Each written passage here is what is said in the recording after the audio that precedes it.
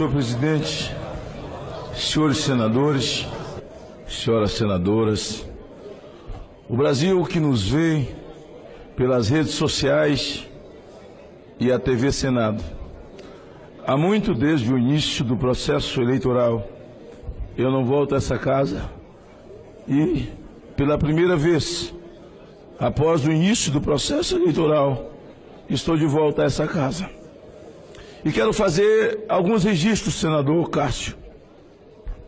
Alguns registros, senador Randolph, senador Tasso. Há 6 anos e meio atrás, senador Ricardo Ferraz, quando nós fomos surpreendidos com esse fato que não é um fake, e reafirmo a ministra Rosa Weber, que é uma verdade, o chamado kit gay, fizemos um grande movimento em frente, senador Paim, ao Ministério da Educação, e o ministro era o ex-candidato a governo, Fernando Haddad. Uma emenda foi colocada por um deputado do PT de Mato Grosso, chamado Abicalil, de 4 milhões, para que pudesse confeccionar. E a partir dali, as nossas crianças passariam ao processo de aprendizado. Quando terminou aquele movimento, senador Eunício, há 4 anos e meio atrás, saímos e eu fui à Câmara. A minha esposa era deputada federal, deputada Lauriette. No corredor me deparo com um deputado federal. Alguém me puxou pelo ombro e eu olho para trás, senador Cássio. Era o deputado federal Jair Bolsonaro. Me puxou pelo ombro, olhou no meu olho e disse: olha, um de nós dois tem que ser candidato a presidente, ou eles vão destruir as nossas famílias pela via da escola. Eu disse uma coisa a ele: Bolsonaro, você é baixo clero aqui e é tido como doido. Eu sou um senador que já tem uma certa visibilidade, mas essa mídia esquerdista, parte dela, me trata como um senador folclórico. O nosso único caminho é orar, falei com ele. A partir daquele dia, eu passei a orar com Jair Bolsonaro 2 vezes por semana no meu gabinete, senador Flecha.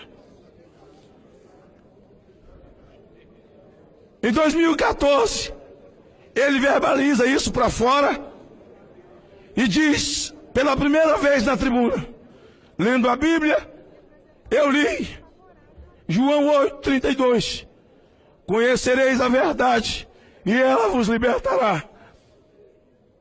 Começamos a andar o Brasil, não falamos em ferrovia, não falamos em rodovia, duplicação, não falamos em contrato, não falamos em infraestrutura, só falamos em proteger as nossas crianças na escola, proteger a pátria, enfrentar a violência, fazer polícia ser polícia e bandido, bandido. Levar a pátria é voltar a cantar o hino nacional e ter amor pela sua bandeira, porque a essa altura a bandeira brasileira era urinada em praça pública, queimada em praça pública.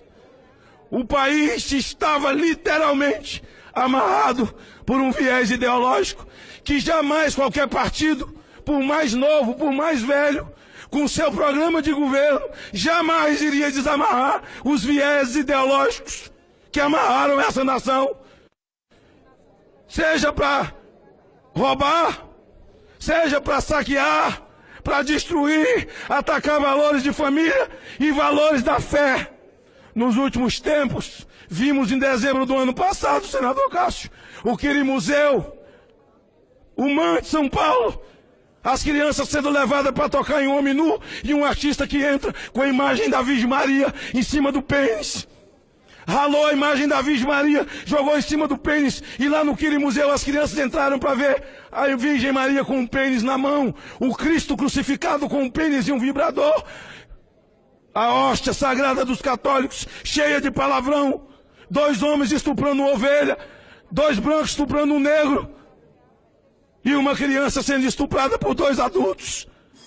Atacaram todos os valores amarrados por um viés ideológico, cultural chamado, e destruindo a mente dos nossos filhos, que somos de uma cultura judaico-cristã nesse país. Só fomos falar isso para o Brasil, dizer que o cidadão não pode ficar desprotegido, nem o seu patrimônio, nem a sua família. O Brasil acordou, senador Anastasia. As pessoas voltaram a se apaixonar pelo hino nacional, chorar nas ruas, verde e amarelo. Meninos, adultos, anciãos, as pessoas vieram para a rua, multidões e multidões. Dizia-se assim: eles têm militante, tem MST, eles têm CUT, eles têm as ONGs que mamam no governo, ninguém tira eles, mas o Brasil virou militante de si mesmo. O Brasil militou em favor de si. Ninguém votou em Bolsonaro. O cidadão votou nele mesmo. O cidadão não votou em Bolsonaro, ele desvotou nos outros. Só verbalizamos isso.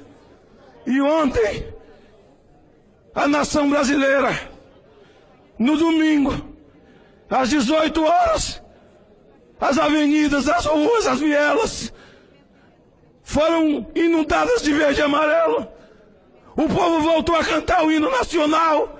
É a libertação da nação de um viés ideológico, desamarrada do viés ideológico. Eu quero abraçar os senadores que não vão retornar a essa casa como eu. Quem escreve a história é Deus, não somos nós.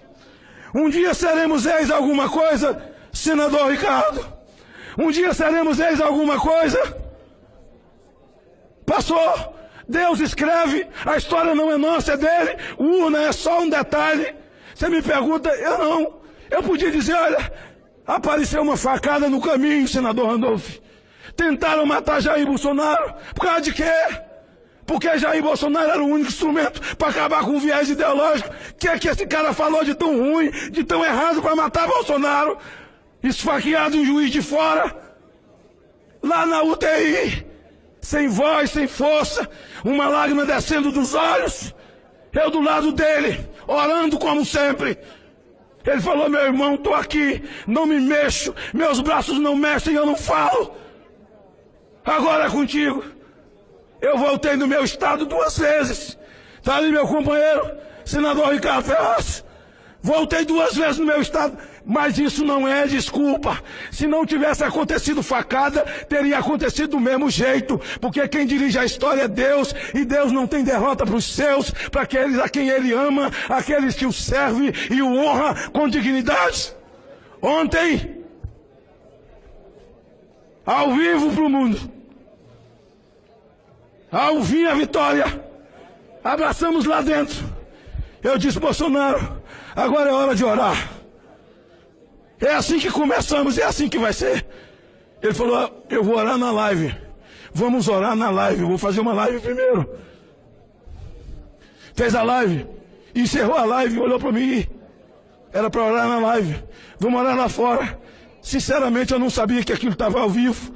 Eu achei que era gravado, mas era um pulo para o mundo todo. E ele me dá a palavra, e eu começo a repetir essas palavras. O Brasil está livre de um viés ideológico que ninguém poderia livrá-lo senão a mão de Deus. Os mais céticos têm que entender que foi a mão de Deus. Os mais incrédulos têm que entender que foi a mão de Deus. Ou então ache uma explicação e fale para mim. Quando nós começamos a orar ao vivo, depois eu soube, senador Eduardo, que alguns comentaristas da Rede Globo diziam, isso é um mau sinal para o mundo.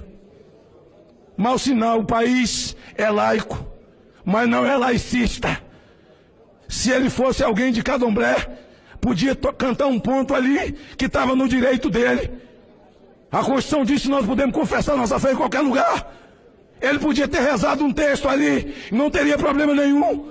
Agora, por que essa coisa contra? Querer tutelar a nossa fé. Não, o mundo recebeu um sinal de uma nação cristã, de um presidente da República que não se cansa de dizer que o Brasil precisa de um homem de mãos limpas, que tenha Deus no coração e seja patriota. Eu quero dizer a esses comentaristas que quando Jesus foi chamado de viado num show em Salvador, Eles podiam ter feito muita reclamação, dizendo que desrespeitaram as pessoas que foram no show. Alguns gostam e outros não, mas não falaram nada.